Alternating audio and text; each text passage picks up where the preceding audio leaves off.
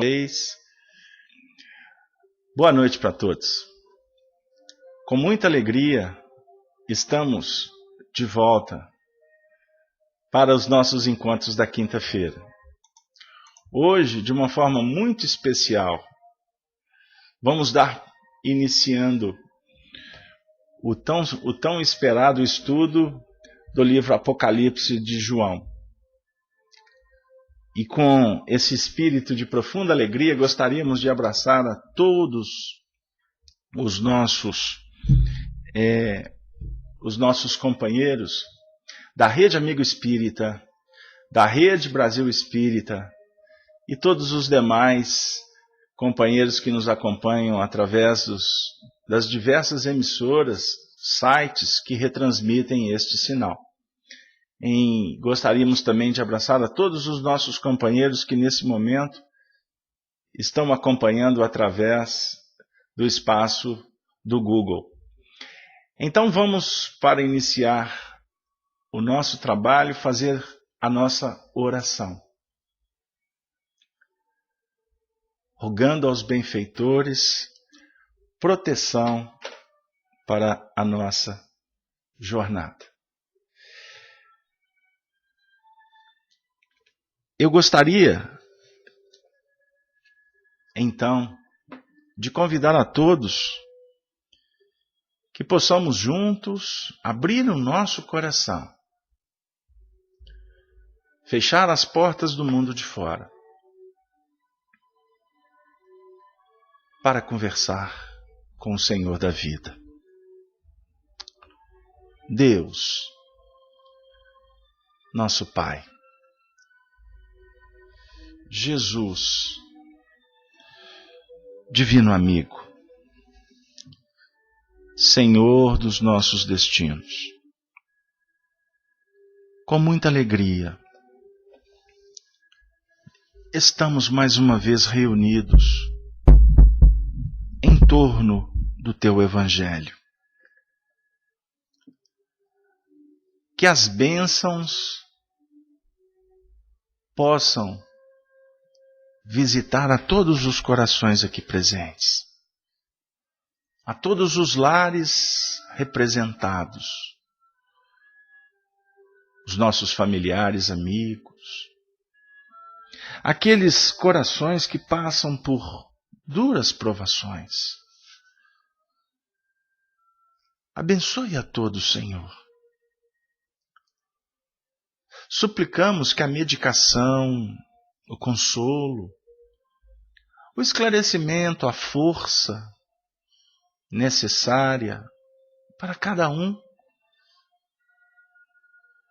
seja aquele contributo que possa nos auxiliar no processo do nosso soerguimento, da nossa caminhada consciente na direção da luz. Que possamos, Senhor, nos intercambiar com aqueles que Tu designas para nos auxiliar. Espíritos que têm o compromisso de auxiliar a humanidade e cuidar um pouco de cada um de nós ainda tão carentes, tão necessitados da Tua misericórdia. Abençoa-nos, Senhor, nesse novo projeto que foi designado para que nós possamos assumir de alma e de coração. Estudar os textos sagrados, especificamente o livro Apocalipse do vidente amado, que na ilha de Patmos foi instrumento do Espírito da Verdade, do próprio Cristo, para trazer para toda a humanidade um projeto que efetivamente tem o objetivo de fechar com chave de ouro todas as Escrituras. todos os teus ensinamentos, clarificando o nosso entendimento na busca consciente da nossa evolução, do mergulho dentro da nossa própria morada íntima. Que com humildade, mas acima de tudo com muita sensibilidade, possamos sermos intuídos pelo vidente de Fátima, por todos os espíritos que trabalham com o objetivo de auxiliar a humanidade. Que possamos aqui formar uma grande rede de amizade, de fraternidade, de comprometimento com o estudo sério e continuado. À luz da doutrina espírita, suplicamos, Senhor, que possamos chegar nos objetivos traçados, sem maculá-los, sem criar impedimentos vaidosos, ruinosos, precipitados, personalísticos. Que possamos, Senhor, estar sintonizados com as falanges do bem e com a fraternidade legítima, proporcionando igualdade entre os corações e a liberdade de expressão e de sentimento. Que possamos todos, de mãos dadas, em espírito e verdade, de alma e coração, sermos abençoados por Ti, querido amigo Jesus. E assim, de joelhos em espírito, nós suplicamos: sê conosco, Senhor, hoje, agora e sempre. E vamos trazer a poetisa Alta de Souza nesta oração inicial, dizendo: o Senhor vem, através das mãos abençoadas de Francisco Cândido Xavier, no livro Parnaso de Além Túmulo. Ela assim se expressa: Senhor, vem. E eis que ele chega sempre de mansinho, haja sol, faça frio ou tempestade, veste o manto do amor e da verdade e percorre o silêncio do caminho. Vem ao nosso amargoso torvelinho, traz às sombras da vida a claridade, e os próprios sofrimentos da impiedade são as bênçãos de luz do seu carinho. Como o sol que dá vida sem alarde, vem o Senhor que nunca chega tarde e protege a miséria mais sombria. Ele chega e o amor se perpetua. É por isso que o homem continua ressurgindo da treva a cada dia. Louvado seja o Senhor. Vem, nós te suplicamos, vem, amigo, vem. E então, vamos iniciar com muita alegria esse banquete espiritual. Eu gostaria de agradecer o apoio, a presença, a confiança depositada nesse projeto. Muitos nos procuraram para questionar como seria, como iniciaríamos esse tratado.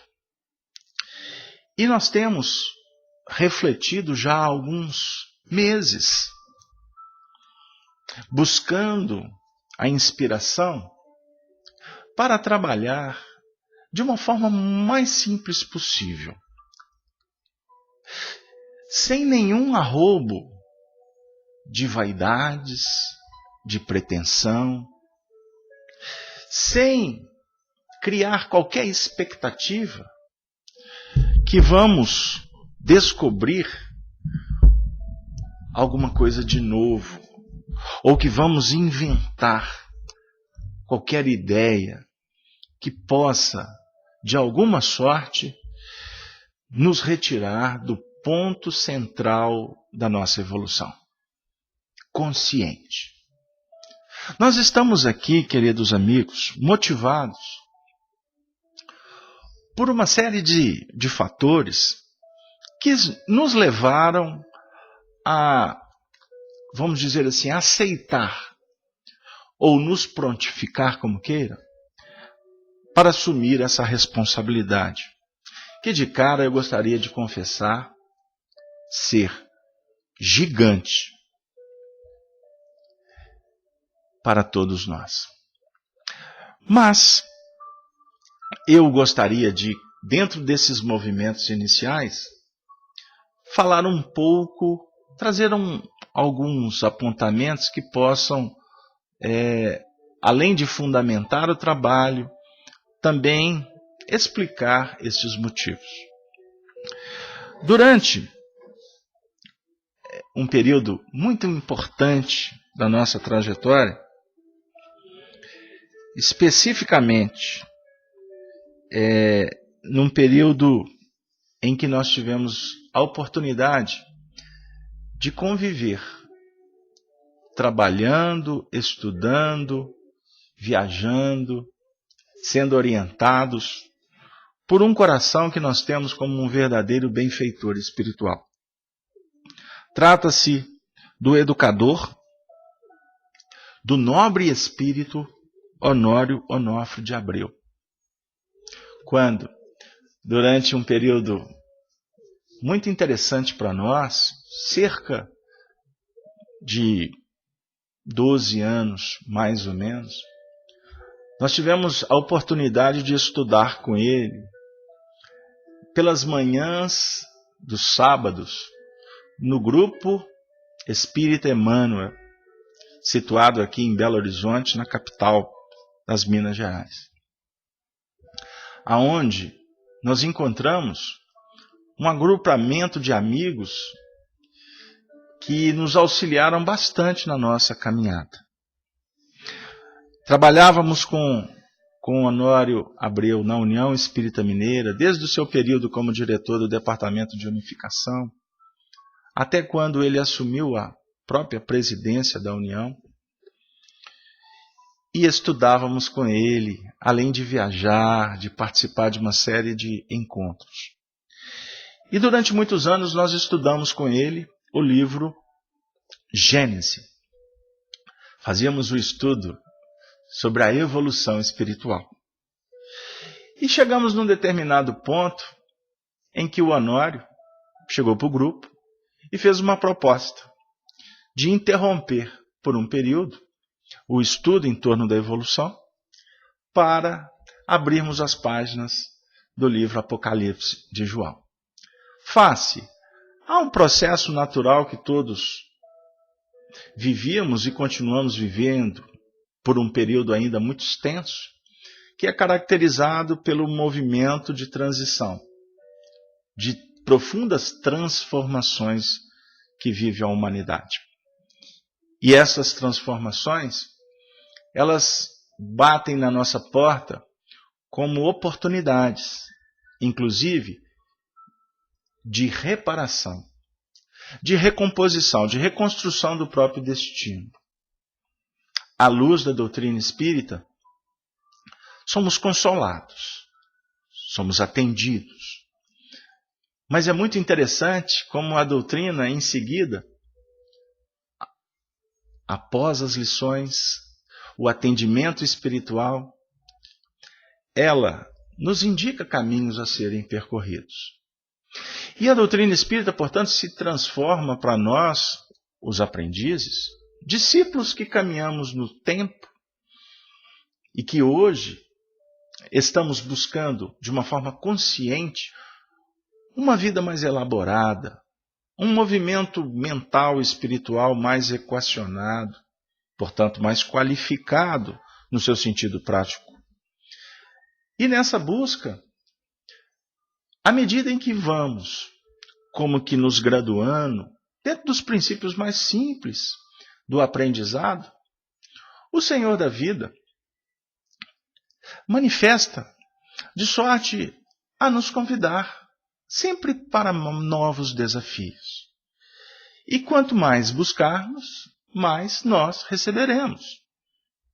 É a própria equação da evolução.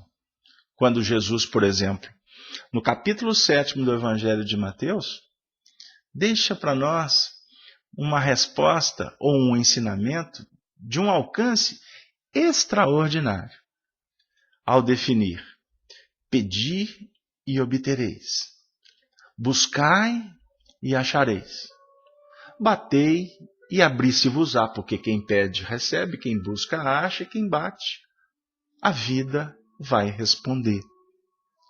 É interessante porque os espíritos, com Allan Kardec, e aqueles que o representam com dignidade, estando eles no mundo espiritual ou na Terra, vão elucidando para todos nós a importância, portanto, de aprendermos o que vem a ser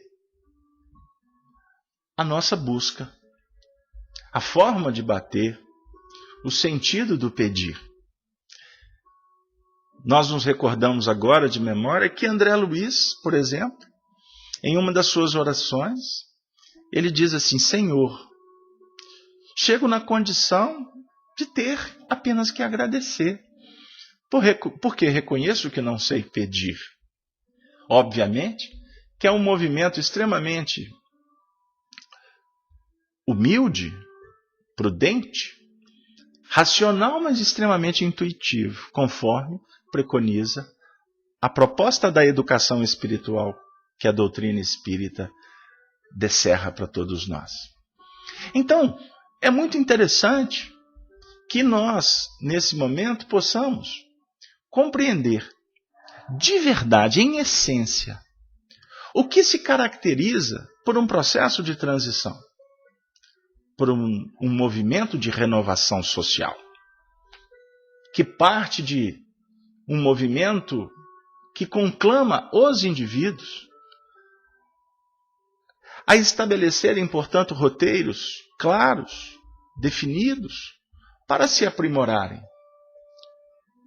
E dentro desse aprimoramento, existe um mecanismo extraordinário que se chama a lei de sociedade. E esse intercâmbio que nós necessitamos para desenvolver os potenciais do espírito, do Cristo interior. Portanto, nós vamos aprendendo com Kardec, com a doutrina espírita, que não é possível evoluir sozinho. Nós precisamos de caminhar ao lado dos corações que estão em franco processo de aprendizado como nós outros.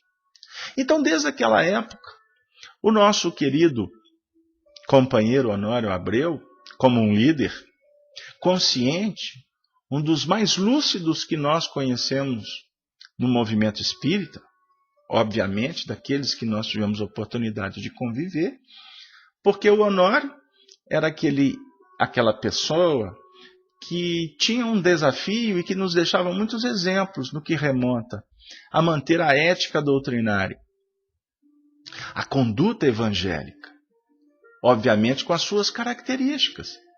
Mas, acima de tudo, ele colocava o bem como a sua bandeira principal de vida.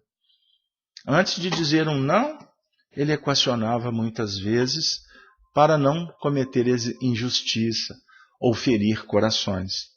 Da mesma sorte que quando ele falava um sim, ele tinha o cuidado de que esse sim não tivesse uma conotação ruidosa ou estimulante à vaidade, aos devaneios ilusórios que ainda caracterizam bastante a nossa caminhada. Então ele convidou o grupo para que a gente pudesse verificar se era isso mesmo, se a ideia dele partia apenas de um anseio pessoal ou se o grupo aceitava aquele procedimento, já que eram muitas pessoas que estudavam com ele pela manhã.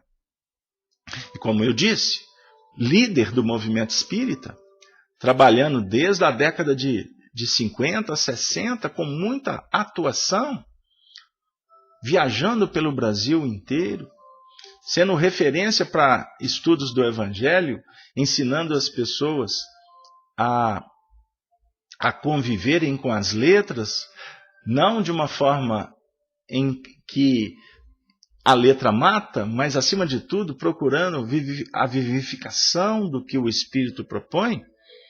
E eu gosto de enaltecer também que esse trabalho que o Honório representou era um trabalho de equipe, portanto, ele lidava ao lado de muitas pessoas competentes, como aquele que foi o seu orientador, que nós não podemos deixar de citar o nome, que é o nosso querido Sobral, que foi um grande professor de evangelho aqui na União Espírita Mineira.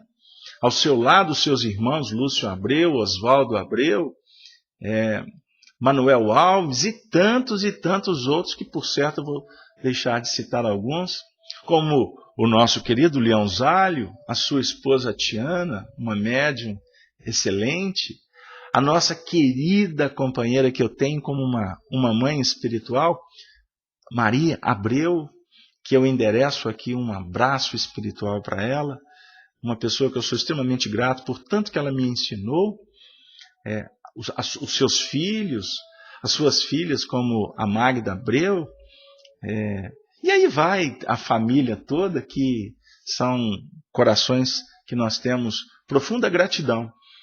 E dentro desse movimento, portanto, foi estabelecido o estudo do livro Apocalipse. Me recordo da aula introdutória. Aula introdutória que Honório, estou com Arnaldo Rocha na cabeça, porque eu falei dele hoje. Honório, então, fez questão de dizer o seguinte para todos nós, na aula introdutória, que, diga-se de passagem, eu tenho até tentado localizar o registro desse estudo, quando ele fez uma verdadeira apresentação do livro Apocalipse, a sua importância, a dinâmica da obra, não como um livro solto, que a gente vai pegar a Bíblia e vamos lá no último movimento para encontrar o Apocalipse, mas sim como uma proposta que se interrelaciona, que nós poderíamos dizer que chega até a fechar um ciclo de revelações. Porque o nosso livro Apocalipse, ele tem profundas ressonâncias com o próprio livro Gênesis de Moisés. Mas esse objeto de reflexões nós vamos trazer mais à frente. E dentro dessa abordagem, me recordo também que o Honório trouxe reflexões muito interessantes no que remonta à própria doutrina espírita, a mostrar para nós o seu cuidado, e é o cuidado que hoje nós devemos discutir entre nós. E eu convido a todos que estão iniciando com a gente, e outros que vão chegar depois, a jamais abrir mão em todos os projetos de estudo, de reflexão, de comportamento, de prática espírita, jamais abrirmos mão da base doutrinária, do cuidado em jamais desviar ou conspurcar, adulterar a essência doutrinária. O que está na codificação espírita. Nós temos sido convidados a meditar e, portanto, trabalhar nos movimentos de estudos, de diálogos, de intercâmbio que estabelecemos no próprio movimento espírita, a termos o cuidado para não tomarmos pontos de vista, inclusive de espíritos, como um ponto doutrinário. Ou seja, a doutrina é muito clara nos seus aspectos tríplice. As interpretações que divergirem dos princípios fundamentados em Kardec, nós temos que tomar o cuidado para não aceitar como verdade absoluta doutrinária. Essa é a ideia. Então, hoje, nós temos visto o que não é tão diferente do ontem, porque a gente estuda a história do movimento e a gente observa que as discussões elas são praticamente as mesmas. Porém, muda-se a forma, o assunto, mas as discussões sempre existem no que remonta às partes doutrinárias incompreendidas. Ou seja, eu interpreto a doutrina de uma forma e coloco a minha opinião, o meu ponto de vista, para prevalecer sobre aquele conteúdo doutrinário. O que, naturalmente, vai trazer dificuldades, dúvidas. Pode trazer, inclusive, vamos dizer assim, uma certa desconfiança com relação à doutrina espírita, através de comportamentos, de fala. E, na realidade, o que nós aplicamos, o que nós falamos do espiritismo, acaba se configurando como um movimento espírita que se confunde com a própria doutrina espírita. Entendam bem o que nós gostaríamos de dizer, porque isso é debate nosso no próprio movimento de unificação durante muitos anos. Uma coisa é doutrina espírita, portanto, a outra coisa é movimento espírita. A doutrina espírita é santa, ela é pura. Nós não encontramos nenhum dado, nenhuma informação que seja contraditória dentro da codificação espírita. Agora, o movimento espírita é a prática espírita. Aí sim, nós, no tempo, vamos encontrando muitas coisas que acabam se apresentando como completamente distantes do que Allan Kardec preconiza. E que muitas vezes é tido como uma verdade, porque se desconhece o que Allan Kardec preconizou. Então nós estamos, nesse momento, agradecendo novamente a presença e as vibrações de todos que estão aí trocando as experiências, enfim, as vibrações, para que vocês possam nos ajudar, para que a gente possa iniciar o estudo do livro Apocalipse, primeiro com uma história, com alguns esclarecimentos, para que a gente possa caminhar, acima de tudo, com muito cuidado. E com uma observação que possa estar, eu não vou dizer perfeita, porque perfeito nós não somos, longe disso, mas que as nossas ponderações, as nossas elucidações, as nossas conclusões possam estar o tempo todo sendo questionadas e que possamos estar associando ao corpo doutrinário.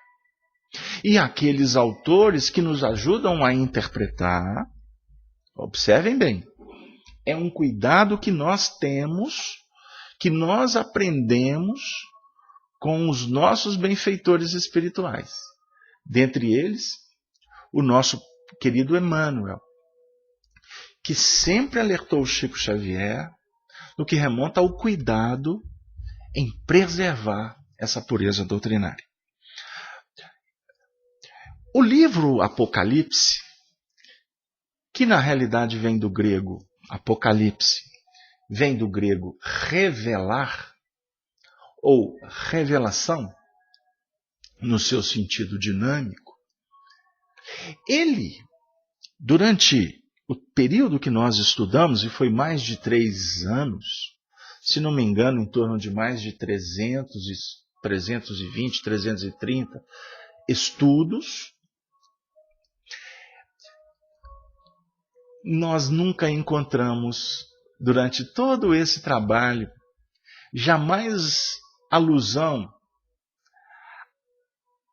ao que é tratado com, vamos dizer assim, com muita repetição, em nível de tragédias, de calamidades, de fim, de término planetário, não é? De qualquer projeção mística. Nós não teremos a pretensão de estudar qualquer movimento que possa, portanto, favorecer a devaneios. Por isso, queridos amigos, eu conversava hoje com alguns amigos que vieram me questionar sobre os procedimentos. Nós estaremos sempre com esse cuidado. E por isso nós vamos, daqui a pouco, vamos começar a nos movimentar em torno do pensamento de Allan Kardec, para que a gente possa iniciar com uma certa consistência, com uma certa segurança de que não estamos aqui para nos desviar nos planos da ilusão, para intercambiar com projeções fascinantes e, portanto, mistificadoras. Eu gostaria, inclusive, de também dizer que um dos motivos que nos inspiraram a entrar nesse grande desafio é exatamente o que nós temos encontrado no próprio movimento espírita, no que remonta a palestras, a seminários, a textos, a abordagens, que a gente percebe sempre. Todos os processos são fundamentados em intenções belíssimas, tanto dos encarnados, obviamente, quanto dos espíritos, embora também se perceba que existem intenções que são questionáveis.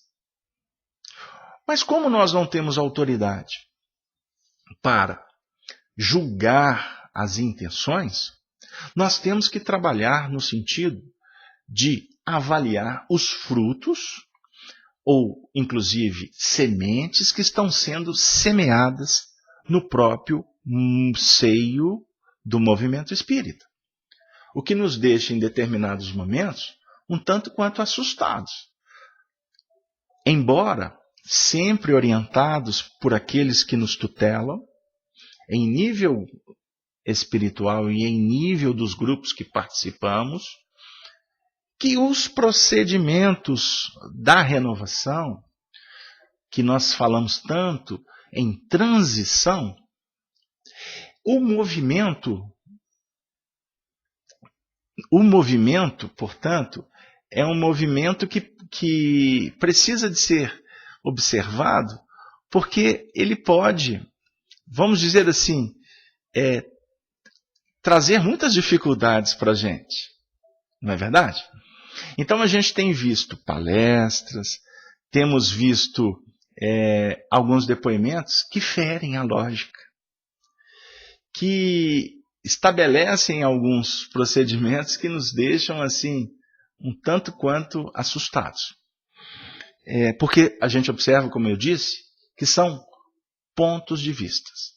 E, inclusive, com todo respeito, alguns companheiros que são até reconhecidos no movimento espírita com vasta folha de serviço, trazendo alguns comentários, alguns escritos, alguns depoimentos, algumas palestras, e que vão perambular pelo caminho do livro Apocalipse e dos projetos de transição sem nenhum embasamento e, portanto, trazendo expressões que são incoerentes com, inclusive, os tratados que existem, e muitos destes são respeitáveis, de exegetas, de teólogos, que já legaram para a humanidade algumas interpretações que possuem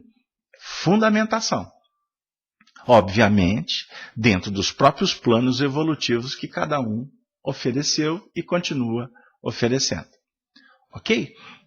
Então, com isso, eu me recordo, e eu preciso de viajar na história, do nosso querido Honório, que tinha esse cuidado sempre em falar de qualquer assunto com uma fundamentação kardeciana.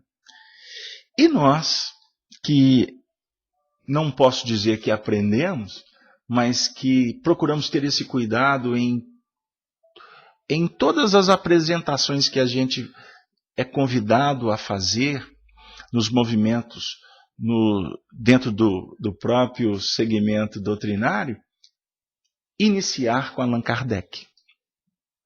E de alguma sorte, ter o cuidado, e isso a gente aprende com o próprio Emmanuel, e com os espíritos lúcidos que operam em nome do Evangelho, de sempre procurar, não vou dizer fechar, mas concluir a nossa participação com as elucidações que o Evangelho apresenta dentro das condutas, dos exemplos incomparáveis do extraordinário mestre da Galileia, Jesus.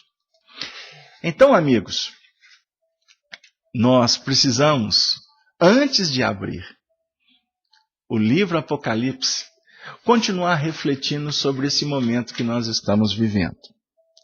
E nós selecionamos um livro que é muito sugestivo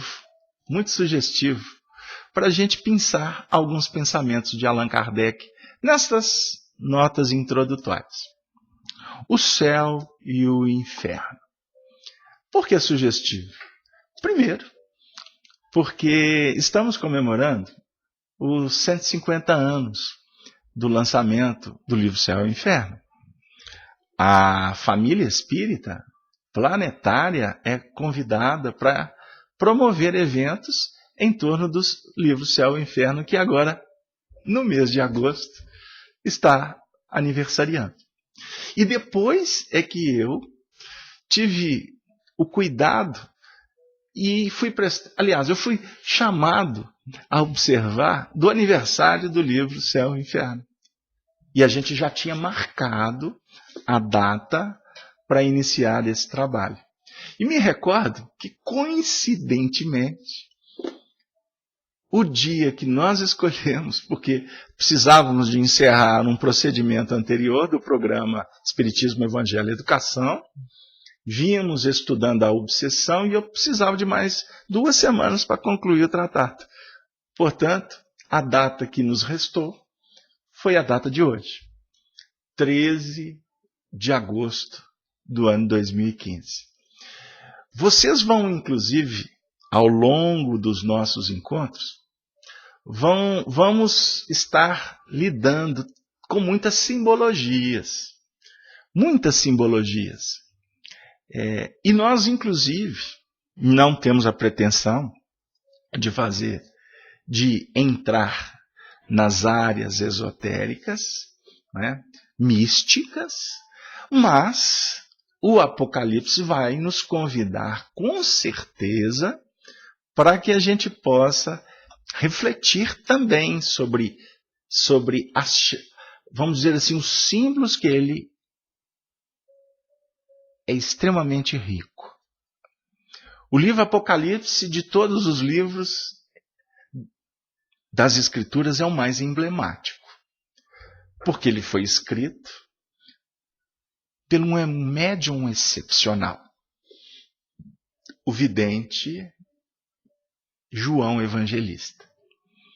Aquele que Jesus tratava como o discípulo amado. O único discípulo que morreu, ou melhor, desencarnou como queiram, por velhice. Ele não desencarnou doente e muito menos passou por testemunhos de decapitação, de apedrejamento, de martírios. Não. Ele foi o único. Inclusive, nós vamos observar que só este aspecto, se eu posso assim dizer, já vai começar a nos trazer algum tipo de símbolo para que a gente comece a refletir. Aí eu vou brincar dizendo, é só um néctar para a gente ir saboreando, o néctar dos deuses ou do mundo espiritual superior. Então por que ele foi escolhido? O discípulo amado? Aí a gente poderia falar que a mediunidade sublimada, a intuição mais exuberante. O que é intuição? Emmanuel define para nós que a mediunidade começa na intuição e termina na intuição. Aí nós podemos não, desculpem. Eu perdi a conexão aqui para acertar tecnicamente aqui um equipamento. Mas vamos voltar ao raciocínio. Com certeza nós vamos estudar mediunidade. E aliás, um dos assuntos que eu sou particularmente mais fascinado é com a intuição. O que é a intuição? O que muitas vezes eu já vi até palestras tratando da intuição que não me convenceram. E sempre que eu sou convidado pela vida para mergulhar nos textos e estudar o que é a intuição, mas eu vou descobrindo, mas eu vou percebendo que ela está muito acima do sensório. É um mecanismo de movimentação crística dentro da gente. Mas nós vamos ter muito tempo para falar sobre isso. Como também nós vamos falar da mediunidade. A mediunidade de João como o exemplo. Mas se nós vamos falar da positiva, nós também vamos falar da mediunidade complicada. Quando ela se torna patológica, das influências espirituais. Os símbolos do Apocalipse vão nos convidar a refletir sobre evolução. Nós vamos estudar a lei de unidade. Nós vamos falar da lei de dualidade. Nós vamos estudar a Santíssima Trindade, só para impactar. Nós vamos estudar o símbolo das trilogias. Por que as ciências antigas se pautavam sempre em trilogias? Nós vamos estudar o mecanismo científico da reencarnação no Apocalipse. Nós vamos estudar aspectos da psicologia do espírito. Não temos aqui espaço para tratar da psicologia, que é competência da ciência humana. Embora a gente traga para dentro do movimento espírita. Precisamos de pensar um pouco sobre o assunto. Nós vamos estudar aqui sobre o mecanismo da lei, por exemplo, da circunstância, das projeções cíclicas, da causalidade, dos efeitos. Nós temos alguns tratados aqui interessantes que o Apocalipse vai nos remeter para refletir sobre gênero, sobre ritmo na evolução. Os painéis estão se abrindo aqui, eu estou percebendo. Nós vamos falar, por exemplo, sobre a lei de singularidade. Nós vamos tratar dos aspectos da personalidade. Nós vamos falar hoje eu li um texto do Neio Lúcio, da importância de se estudar personas no tempo. Neio Lúcio diz assim, está num texto, no livro Amor e Sabedoria de Emmanuel, o espírito Neio Lúcio, que foi um grande educador na última existência aqui na Terra, se chamava Arthur Joviano. Foi pai de Rômulo Joviano, patrão de Chico, ou melhor, o chefe lá da Fazenda Modelo, né, no ministério lá que o Chico trabalhava. educador no mundo espiritual, e ele vai falar para nós de como nós poderíamos aprender interpretando estas vidas. Observem que nós vamos permear muitos territórios sagrados, não de uma maneira que nós vamos ficar, vamos dizer assim, encharcados de conhecimento. Eu já previno vocês, porque nós não temos autoridade. Quem dera se a gente tivesse o Honório Abreu aqui conosco. Mas o Honório Abreu conosco, ele ia dizer, não é esse o objetivo. Porque, inclusive, é contraproducente a gente buscar estudar a doutrina espírita para se encharcar de técnicas, de informações, se o psiquismo não dá conta de implementar nas ações, praticar. Aí a gente, por exemplo, nós podemos aqui, inspirados pelos estudiosos do além, trazer Paulo de Tarso, quando diz para nós que a ciência incha, mas que o amor é que edifica, é o amor que constrói. Olha que interessante.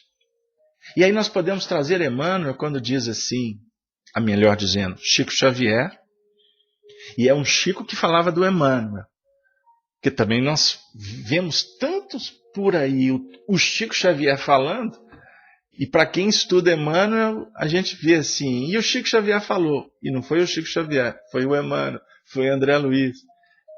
Graças a Deus a gente estuda, então a gente sabe quando é o Chico e quando não é o Chico. E na maioria das vezes o Chico, ele contava histórias.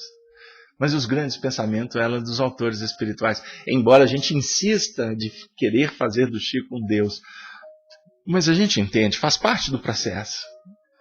Faz parte do processo por não entender. Aí a gente quer santificar. Você quer idolatrar. Ou seja, quem idolatra, quem alimenta ou sintoniza ou é beneficiado com culto ao bezerro de ouro, Moisés chamou a atenção sobre isso. Não está entendendo o que é doutrina espírita. Projeto de despersonalização. Porque a personalidade, olha para vocês verem como que nós somos incoerentes. A personalidade ela é sustentada pelos planos materiais, pelos nossos interesses, pela nossa desenvoltura na matéria. A doutrina espírita propõe a espiritualização. Então como? Como querer ou por quê? Para quê? Ficar preso em personas. Vou voltar. O Chico Xavier fala para Herculano Pires e ele deixa registrado num livro intitulado Testemunho de Chico Xavier, é da Sueli Caldas. Daqui a pouco eu lembro o nome do livro e vou falar para vocês. Ele diz assim, que, melhor dizendo, me perdoe, é no livro da Sueli mesmo, Testemunho de Chico Xavier, ele fala assim, o trabalho de Emmanuel não é da divulgação. O trabalho de Emmanuel é de construção. Então é construção. Qual é a ideia do estudo do Apocalipse? É a gente entender todo o mecanismo de construção íntima. Então os símbolos do Apocalipse vão falar daqueles convites, daquelas circunstâncias, daqueles valores, daquelas oportunidades que precisam ser compreendidas de uma forma racional, de uma forma, como eu disse, intuitiva, para que a gente possa entender o mecanismo íntimo. Então, Apocalipse é revelação. E a revelação é uma chave. Ou melhor dizendo, a revelação precisa de uma chave. E a chave foi a nós oferecida por Jesus, pelo Espírito da Verdade, que é a doutrina espírita. Portanto, imaginem quanto nós poderíamos ganhar se nós, desde o início, não alimentar a pressa. Eu falava hoje com o meu querido amigo, e eu vou declinar o nome dele porque ele está aqui. Se ele não estivesse, eu ia falar que foi um amigo. O meu querido companheiro André Luiz, o André Luiz Sobreiro. Eu dizia para ele, André, inicialmente eu já vou até dizer para vocês que ele vai estar aqui participando conosco de alguns estudos.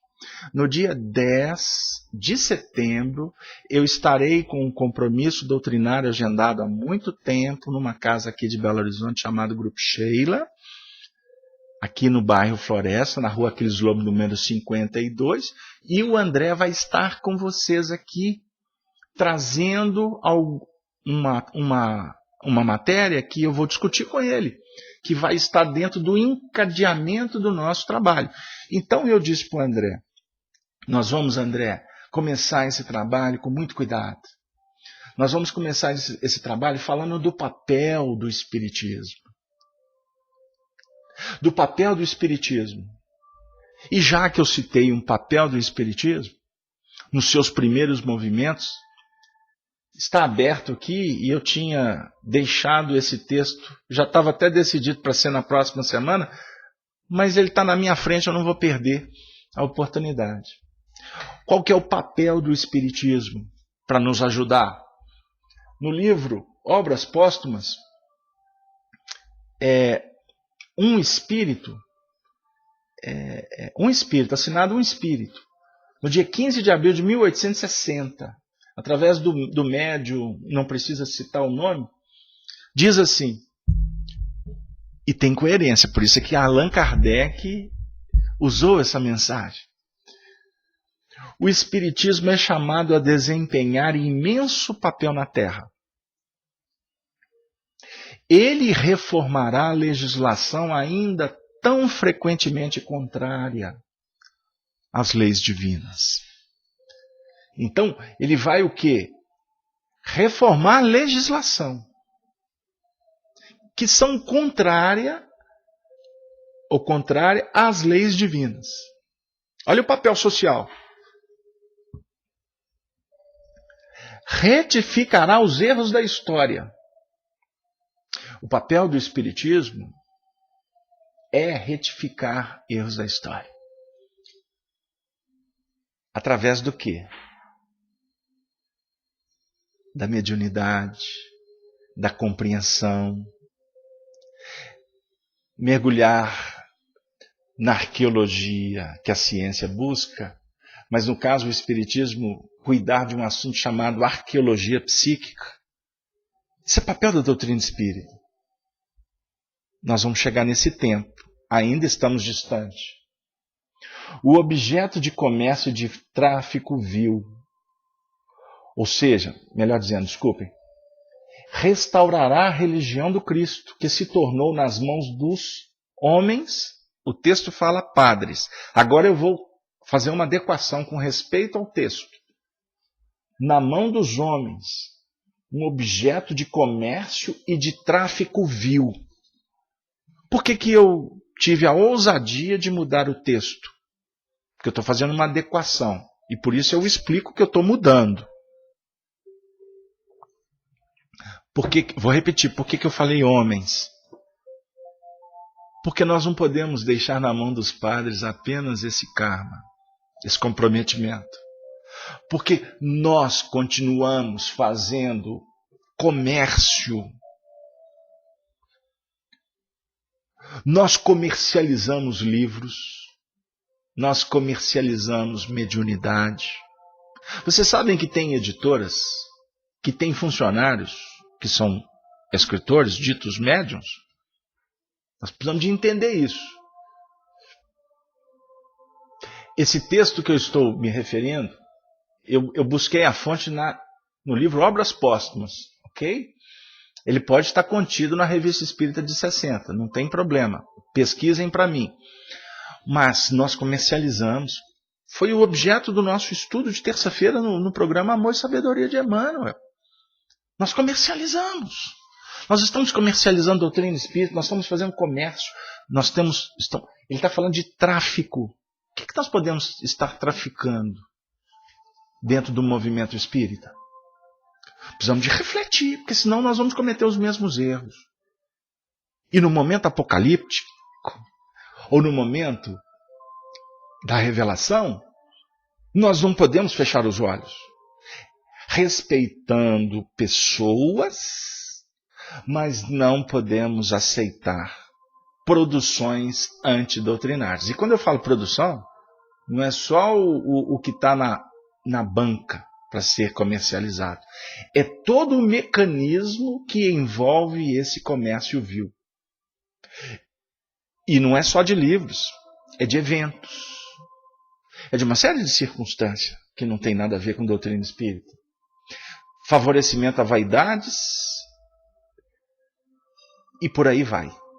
Eu não vou detalhar esse assunto porque quem se interessar está disponível o estudo de terça-feira última. Embora durante o estudo do livro Apocalipse, não tenha dúvida que a gente vai passar por determinados assuntos como esse.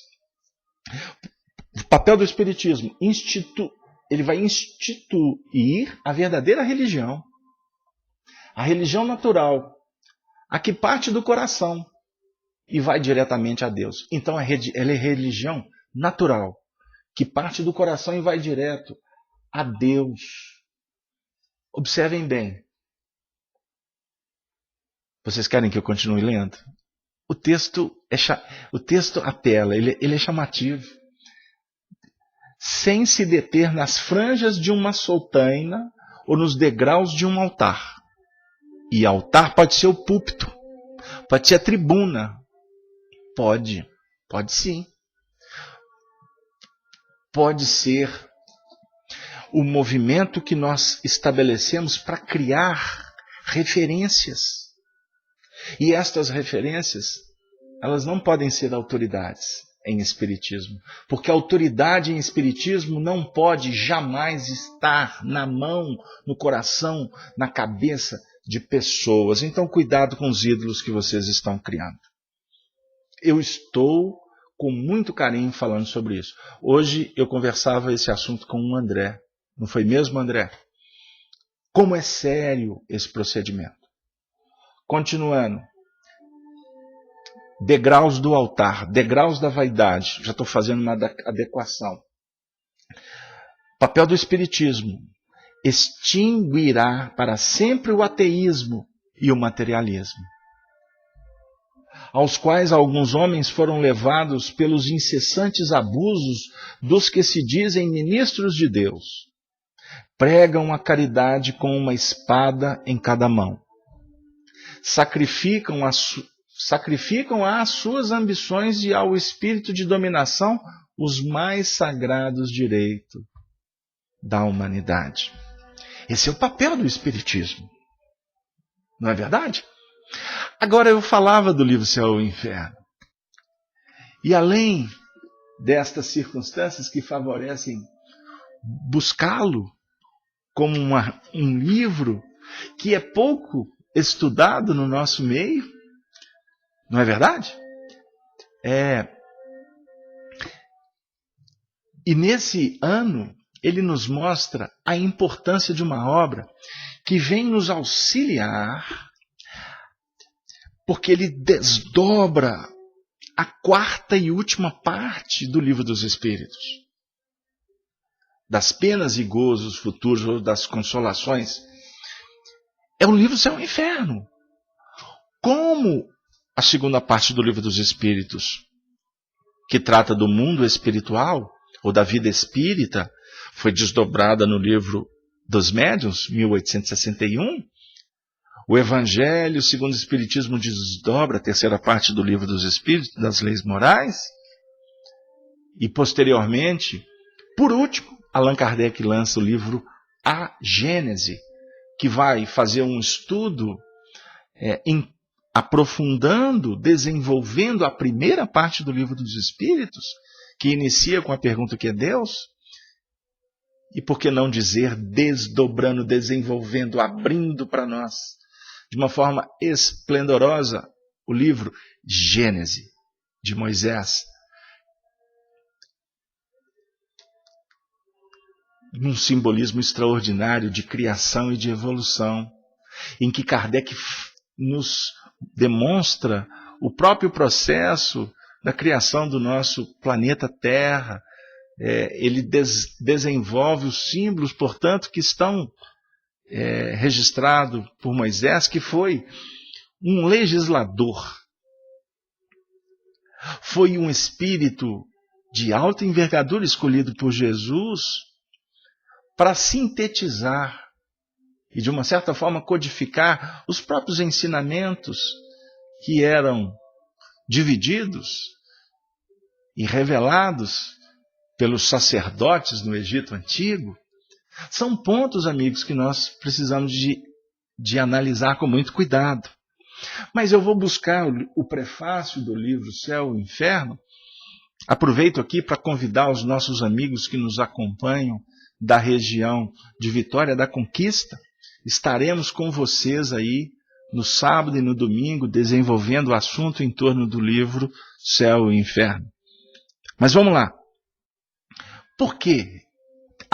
De tantas coisas e de outras que aqui nós não temos nem a capacidade de trazer como ponto de referência, porque o Apocalipse vai trazer revelações extraordinárias para nós, que estão contidas no livro Céu e Inferno, e o livro Céu e Inferno vai ser uma chave para a gente descobrir mais alguma coisa que tem a ver com as nossas necessidades. Vamos entender isso, viu? Porque tudo que nós encontramos no estudo, o objetivo principal é para nós mesmos. Não imagine que nós vamos aqui trazer ou encontrar revelações que vão atender aos demais. Não é essa a pretensão, e se fosse, ela já estaria desautorizando o trabalho. Mas no prefácio, nós temos alguns trechos importantes que eu gostaria rapidamente de explorar nesse nosso primeiro encontro. No primeiro parágrafo, Allan Kardec falando sobre a doutrina espírita, ele diz assim, no livro Céu e Inferno: nada colocamos nesse livro que seja produto de um sistema preconcebido ou de concepção pessoal, que, aliás, não teria nenhuma autoridade. Tudo foi deduzido da observação e da concordância dos fatos. Então, amigos espíritas, vamos tomar cuidado com o preconceito, a ideia preconcebida, ou que é expressado como concepção pessoal. Isso, como eu disse, nos debates, nas palestras, nos seminários, nos livros, na internet, principalmente agora a internet. Porque é o ambiente que nós visitamos muito mais do que a própria casa espírita. Não é verdade? E na internet nós encontramos de tudo. Inclusive um princípio chamado desvio de foco. Desvio de foco. Observem bem a responsabilidade desse assunto. Porque muitas vezes, ao nos deparar com o computador, nós teremos, se não estivermos disciplinados, todas as possibilidades de nos desviar do que nos motivou a procurar a internet. Mas, acima de tudo, quem fala de doutrina espírita, ele tem que falar de doutrina espírita. E não de si mesmo. E não do que ele acha. Porque quem acha, costuma não se achar. No emaranhado de ideias que, ao invés de contribuir, facilitar, dinamizar o entendimento do expectante, causa muito mais confusão. Allan Kardec fala para nós de uma forma muito interessante no terceiro parágrafo do prefácio. Vocês estão observando que eu estou pegando algumas frases para adequar, não ao meu pensamento, mas o que a gente gostaria, entendam bem, a gente gostaria de pensar aqui como reflexões que serão desenvolvidas ao longo do nosso estudo. Ele diz assim: as novas ideias só frutificam quando a terra está preparada para recebê-las. Ora, por terra preparada, não se deve entender algumas inteligências precoces, que apenas dariam frutos isolados, mas um certo conjunto na predisposição geral, a fim de que não só dê frutos mais abundantes, senão que a ideia, ao encontrar maior número de pontos de apoio, também encontre menos oposição e seja, assim, mais forte para resistir aos seus antagonistas. O Evangelho segundo o Espiritismo já era um passo à frente. O céu e o inferno é um passo a mais, cujo alcance será facilmente compreendido, porque toca profundamente a certas questões. Contudo, não poderia ter vindo mais cedo. Por que a leitura desse texto? Porque eu gostaria de convidá-los a refletir. Por que nós estamos iniciando o estudo sobre o Apocalipse? Uma novidade? Na dinâmica das propostas conhecidas, eu posso dizer que quase é afirmativo isso. Porque poucos núcleos se candidataram no movimento espírita a fazê-lo, pelo menos que nós temos notícia. E aí a gente reflete o seguinte: por que nós estamos sendo convidados a começar esse trabalho? E como eu costumo dizer nos nossos estudos, quando eu faço uma reverência e divulgo uma obra, que se esse nosso objetivo de estudar um livro, ele alcançar um coração que seja, para que este irmão venha a ler o livro que nós estamos divulgando, o trabalho pode ser considerado vitorioso. Eu gostaria até, nesse momento, de me recordar de um companheiro, não vou citar o nome dele, é um companheiro muito querido da cidade de São José do Rio Preto, que nós tivemos a oportunidade de encontrá-lo pessoalmente, porque ele acompanha os estudos que a gente desenvolve há muito tempo. E quando estávamos nos deslocando para fazer uma palestra, ele no carro disse assim, que uma das coisas que chamou muito a atenção dele foi essa frase que eu pronunciei um dia no espaço e no tempo, sobre o incentivo para o indivíduo ler aquele trabalho que a gente está discutindo. E aí, sabe o que ele me contou, gente? E eu gostaria de dividir com vocês, não um princípio vaidoso, mas para mim foi extremamente estimulante. E eu gostaria de compartilhar essa alegria que eu senti. Essa é a ideia, tá? Que por conta desta frase, ele, a esposa e mais alguém, eu não me recordo se era uma filha, um filho, passaram a se reunir durante a semana para ler o livro que nós estávamos trabalhando em um dos nossos programas. E agora me vem à memória, me vem da memória o livro, que foi o livro Há 2000 anos. Eu comecei a contar o caso, não me recordava o título do livro. Agora que concluí, chegou para mim até a capa do livro na visão. O livro Há 2000 anos, de Emmanuel. E por conta disso, eles estavam esmiuçando, portanto, o livro em casa. Olha que legal, em família.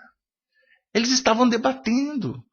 E depois eles escutavam, seja o áudio, assistiam o vídeo que a gente disponibiliza. E para eles se tornou assim um processo de de ensino, de educação, extremamente valioso, porque além de ouvir, de acompanhar a descrição e alguns comentários de uma pessoa, no caso eu, quem sabe instrumento até dos benfeitores em alguns momentos, não sou digno disso, mas eles estavam, portanto, trabalhando entre eles. E o mais importante disso, tirando as suas próprias conclusões e saboreando da obra, vivendo inclusive as emoções, porque é uma obra, o romance, que foi nos oferecido por Emmanuel, com toda a sua maestria, com toda a sua desenvoltura literária, ele mexe com as nossas emoções. Detalhe, como espírito nobre, emoções que elevam. Porque nós encontramos textos de algumas literaturas aí que você lê e fica deprimido. Você lê e o seu ambiente espiritual vira pura treva. Porque a leitura te remete a penetrar nas regiões infernais que o Apocalipse vai revelar para nós como pontos que precisam de ser verificados. Não é? Aonde nós vamos encontrar fumo, enxofre, nós vamos encontrar a besta apocalíptica, não é? De 2 cornos. Tudo isso nós vamos nos deparar no mecanismo espiritual que a obra vai nos oferecer. Então eu faço uma pergunta.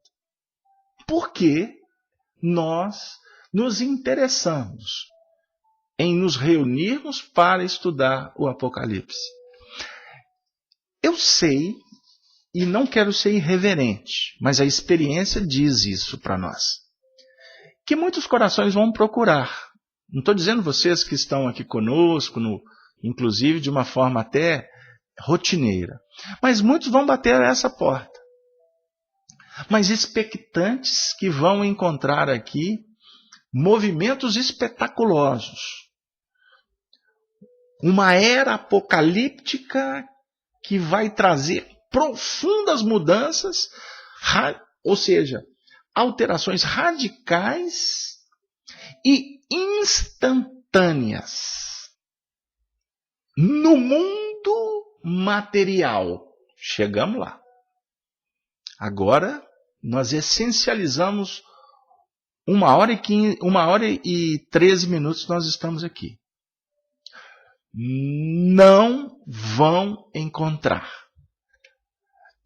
que os nossos amigos que querem operar nesses mecanismos ou nessas projeções, alguns já falam até de ufologia. Estão estudando a ufologia e abrindo espaço no movimento espírita para estudar a ufologia. Nada contra os ufólogos.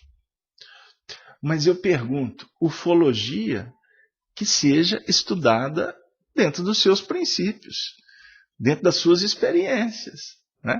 Dentro das possibilidades. Mas isso não tem a ver com os nossos objetivos traçados.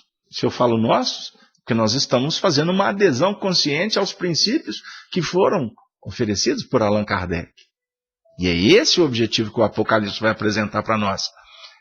Que mudança que vai acontecer? Ela é física? Não tenha dúvida que o planeta está num processo de evolução física também, de transformações. A ciência está chegando na conclusão que nos últimos 100 anos o universo está produzindo menos energia. Eu li rapidamente uma matéria essa semana. Então está havendo transformações. É claro as transformações no nosso planeta. Efeito estufa, aquecimento, uma série de coisas. Ok? Kardec fala sobre isso para nós. E eu gostaria de dizer para vocês que o livro Apocalipse vai nos apresentar essa possibilidade de mergulhar, de aprofundar nas regiões siderais, nas furnas. Ou seja, nós vamos falar da atividade, da passividade. Nós vamos falar do positivo e do opositivo. Nós vamos falar de um processo de intercâmbio espiritual. Mas é necessário que a gente entenda, portanto, que o objetivo desse trabalho também é desmistificar ou tentar clarificar para nós mesmos o que vem a ser revelação. E nós vamos falar das 3 revelações, nós vamos falar do caráter delas, nós vamos falar das revelações que acontecem no nosso transcorrer espiritual, ou melhor, da nossa estrada evolutiva. A gente fica muito preso em uma revelação, 2 revelações, 3 revelações, mas não percebe que a revelação é um processo que se dá em nível gradativo.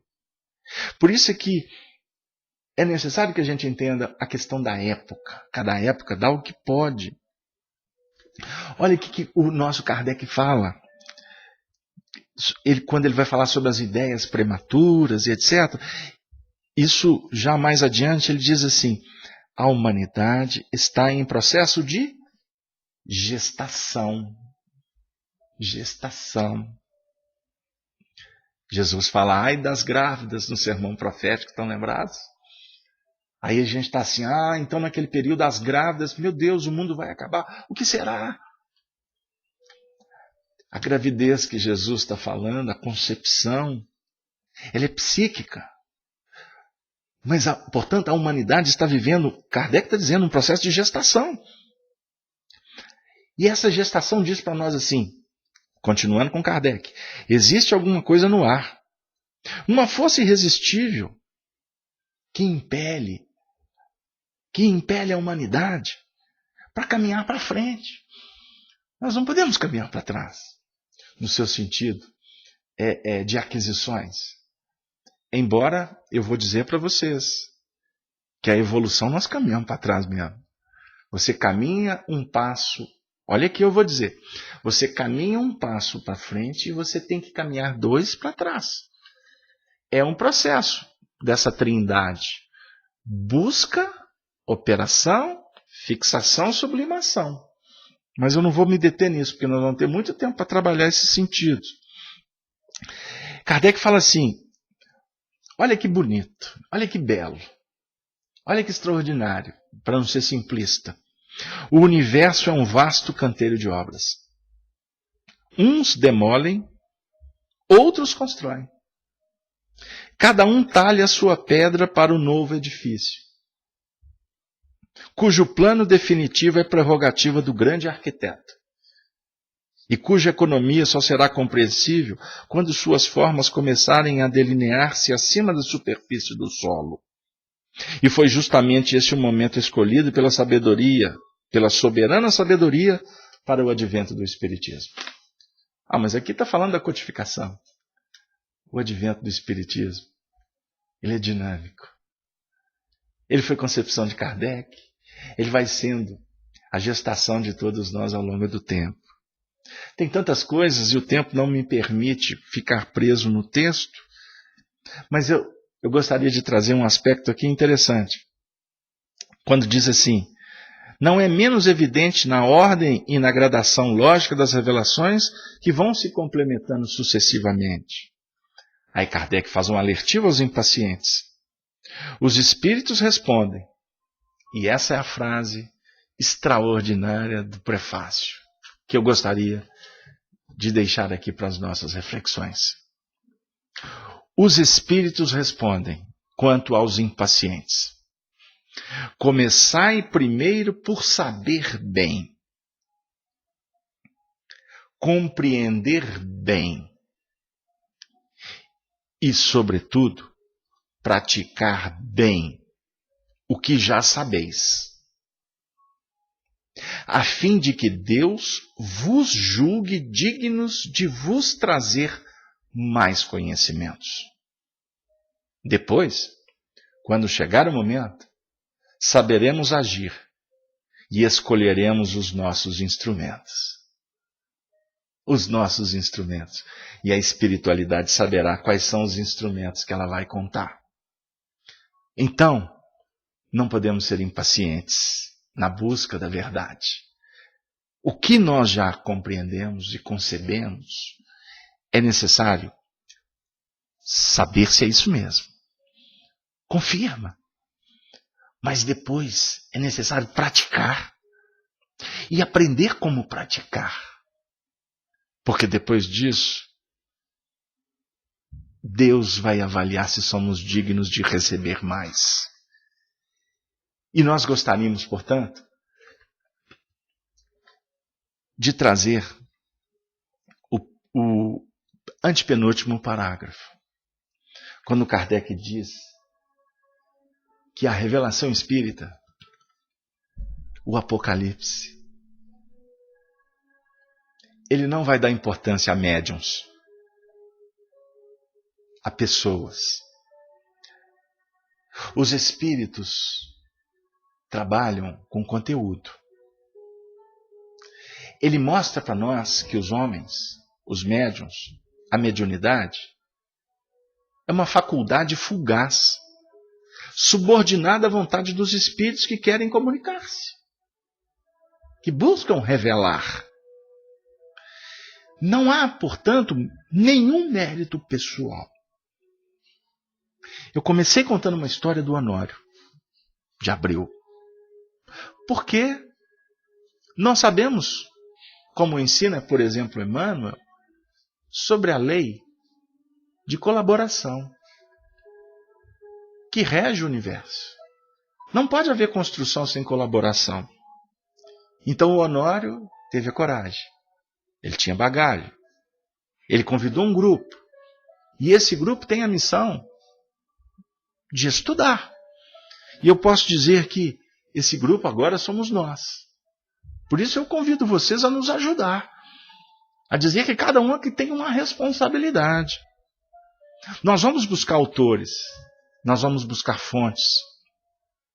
Nós vamos procurar trabalhar de sorte a elucidar, sem pressa, os textos com essa chave da espiritualidade. Mas o tempo caminha bastante. Nós vamos trazer na próxima semana um texto que Emmanuel fala sobre o mundo espiritual se organizando, isto na década de 40 e 50. Se organizando para estudar no mundo espiritual as revelações e o que aconteceria dentro do processo evolutivo nos tempos que se abrem. Eu vou trazer esse texto para a gente discutir. O pensamento também de Emmanuel, obviamente, associado aos pensamentos de Allan Kardec, porque não pode haver qualquer incongruência. Por quê? Trazendo as fontes, as referências que nós temos e procurando desenvolver a nossa intuição, nós gostaríamos de pedir ao Senhor que nos abençoasse para entender as nossas responsabilidades diante da vida. Então, encerra Allan Kardec dizendo, no prefácio do livro Céu e Inferno: quis a providência que a nova revelação não fosse privilégio de pessoa alguma, mas que tivesse seus órgãos por toda a terra, em todas as famílias, entre os grandes como entre os pequenos, conforme essas palavras do Evangelho de que os médiuns de hoje são o cumprimento. Nos últimos tempos, diz o Senhor, derramarei o meu espírito sobre a toda a carne. Vossos filhos e vossas filhas profetizarão. Vossos jovens terão visões, e vossos velhos sonharão. Naqueles dias, derramarei o meu espírito sobre os meus servos e servas, e eles profetizarão. E nós encerramos com o próprio Allan Kardec, que encerra o prefácio do livro Céu e Inferno. E será o encerramento da nossa participação de hoje, dizendo: mas o Senhor também disse, naqueles tempos haverá falsos cristos e falsos profetas. Capítulo 21 do Evangelho segundo o Espiritismo. Ora, estes últimos tempos são chegados. Não se trata do fim do mundo material, como a princípio julgaram, mas do fim do mundo moral, isto é, da era da regeneração.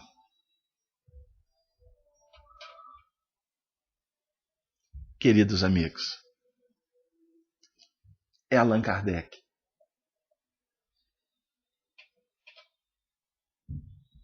que está dizendo para nós que nós estamos no período